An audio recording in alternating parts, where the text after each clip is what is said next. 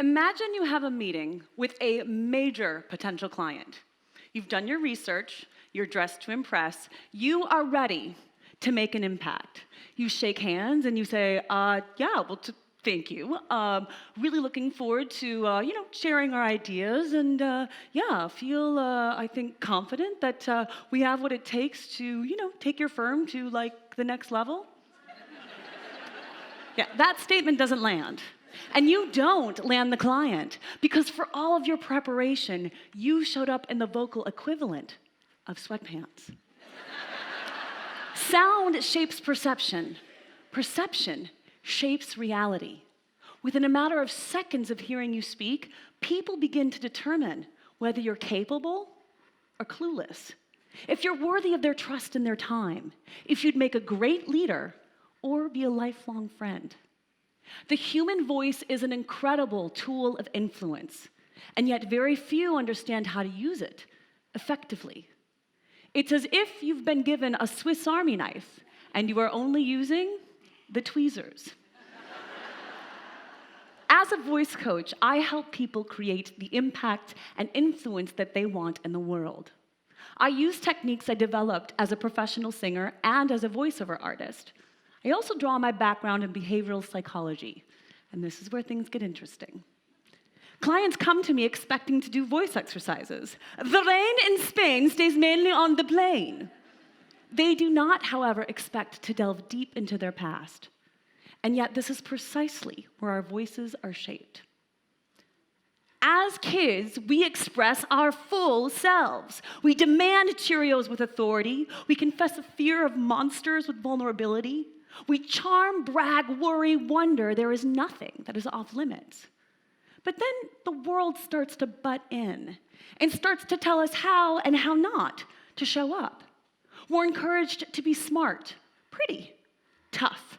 Maybe we are rewarded for being bold or punished for making mistakes.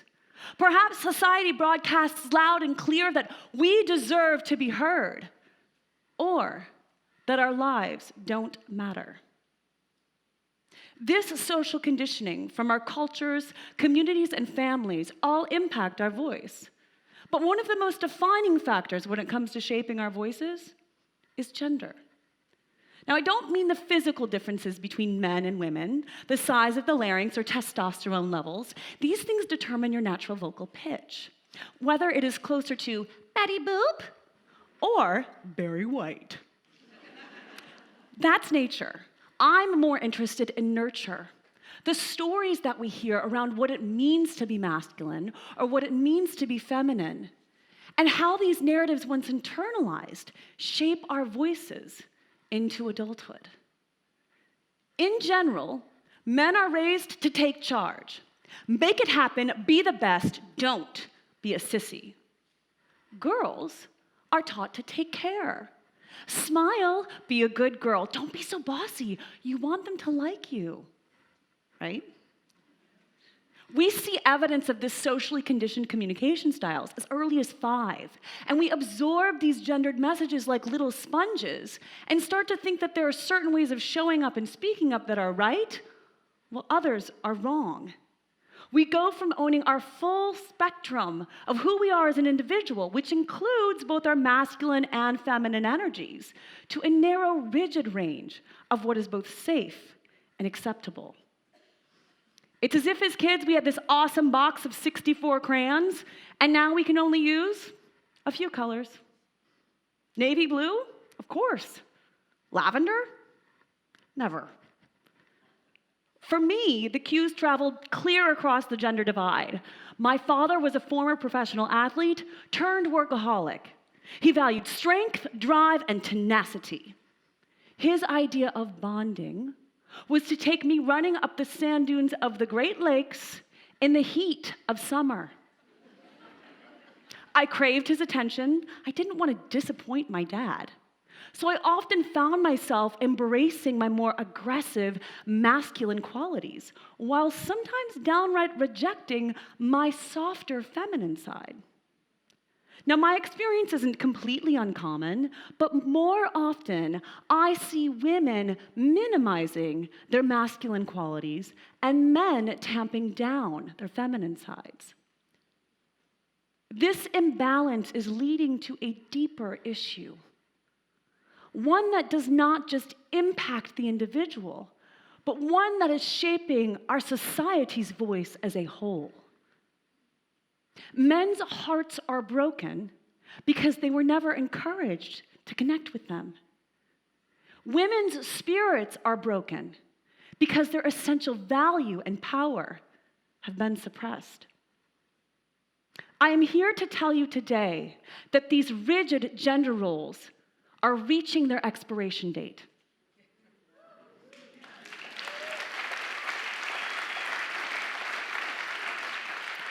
We are redefining what it means to be male or what it means to be female, and we are embracing the full spectrum of what it means to be human. The most successful people in work and in life have access to both their masculine and feminine energies. They can communicate with both power and heart. It is time we move past this battle of the sexes and embrace a balance of the sexes. So how do you integrate that balance? How do you reconnect with your authentic voice and reclaim the full range of who you really are? It starts with you getting curious. What are your inner narratives? How are they keeping you from showing up and speaking up in ways in which you want to be perceived? One client, I'll call him Julian, successful executive, well respected for his insights, but having a very difficult time communicating at work. Anytime he has to speak, it's mumbled, rushed, no eye contact, he just wants to get through it. I start asking questions. Turns out Julian had been bullied as a kid. And anytime he would express his fear or vulnerability or embarrassment, his dad would say, "Deal with it." Or essentially, shut the emotions down. Julian said, "Hillary, that was ages ago." I said, "I know, I get it. I also know that is not the way the body works.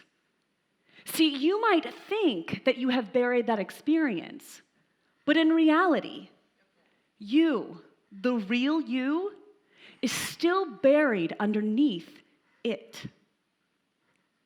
Your work is to go back and reconnect with those lost aspects of yourself. Silencing the inner critic, giving yourself permission to hear your own voice again. Because if you can't hear your voice, you can't have your voice." Now, once you've identified your inner narratives and you've given yourself permission to move beyond them, then you can start to build the voice to get you where you want to go. This starts by identifying what I call are your power leaks. Power leaks are subconscious, self-defeating speaking habits that siphon away your impact. Men who were encouraged to dominate and disengage often miss the power of connection completely. They can inform, but they can't inspire. Common power leaks for men include the fire hose and monotone. Fire hose is a constant barrage of information. It's too much data too fast, leaving no room for anyone else in the conversation. This communication style can actually stimulate a fight or flight response in the brain of the listener. I think you may have all been there at one point or another. This can also be responsible for shutting off parts of the brain that are otherwise able to establish trust, collaboration, and retention. Monotone.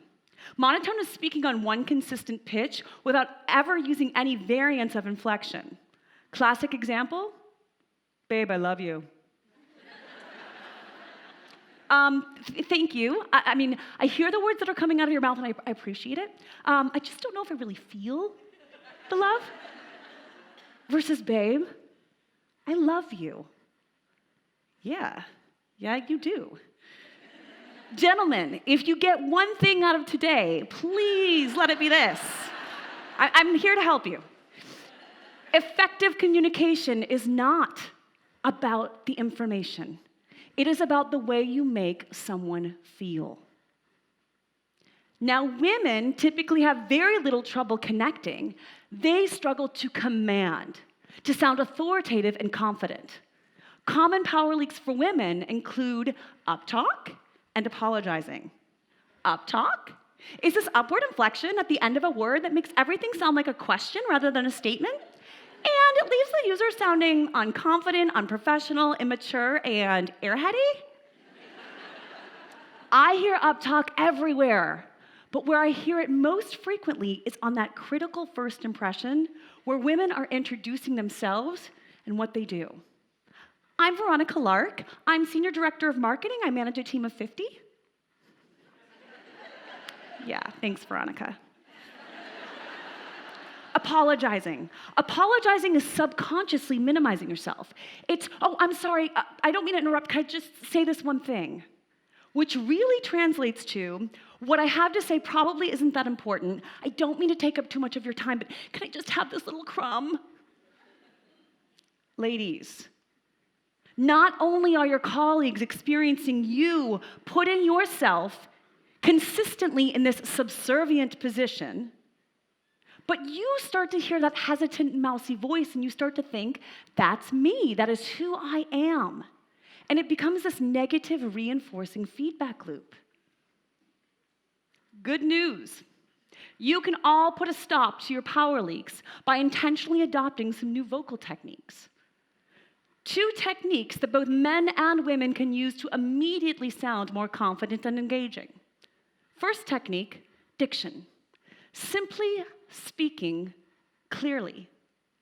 Diction acts as a polish, a top coat of professionalism, intelligence, and importance on whatever it is you're saying. Members of the Academy, I'm thrilled to be here tonight. It is an honor. Versus, members of the Academy, I'm thrilled to be here tonight. It is an honor. Which acceptance speech do you want to be remembered for? Second technique is the pause. The pause is huge. It's the difference between, so, what do you do for work? Oh, me? I slice pizza. Versus, I'm sorry, what did you say you did for work? I slice pizza. Sounds like some pretty amazing pizza. The pause works in a myriad of positive ways. For women, it says, I can take up space. What I have to say is valuable. My ideas are worth your time. I am worth your time. For men, quietly holding eye contact can be an invitation to connect. It communicates openness and vulnerability. Now, when clients first begin implementing some of these new techniques, it is not totally uncommon for them to say, this feels contrived or downright freaking awkward. Ever try a new golf swing or learn how to ski? Each new skill set feels wrong at first. It's completely outside of our comfort zone. But often what is most comfortable is the exact opposite of what will allow us to create the impact that we want in the world. I learned this firsthand as a professional backup singer to major label artists. My signature calling card was this big alto powerhouse sound.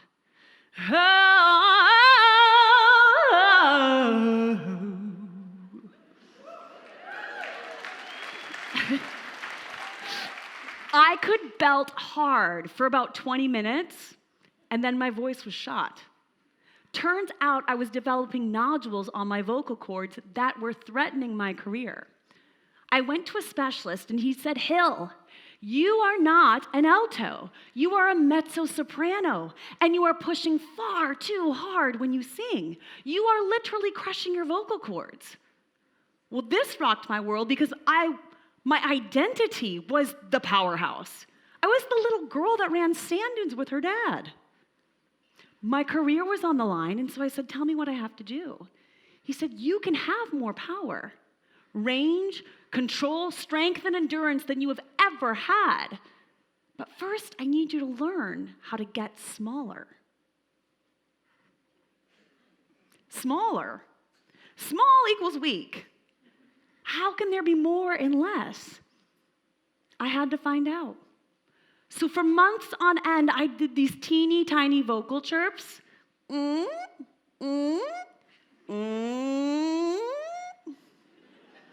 Right. As if those aren't obnoxious enough, my biggest challenge was overcoming my personal resistance to myself showing up and feeling, being small, soft, vulnerable. Reshaping my identity was an intrinsic part of my ability to reshape and heal my voice. It was uncomfortable most of the time. But in the end, I achieved that balance. I could still go big, but now I could go soft, sweet, and high, too. Ah, ah,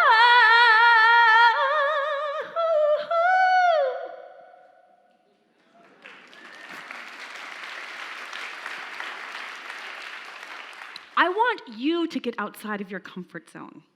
Go back to that crayon box, experiment with lavender, try silver, try sky blue. Your fullest self-expression is right there inside of you. Authority and kindness, confidence and vulnerability, power and heart. You want to have real impact and influence in the world? Then give yourself permission to reconnect with that full, authentic voice and share it. Thank you.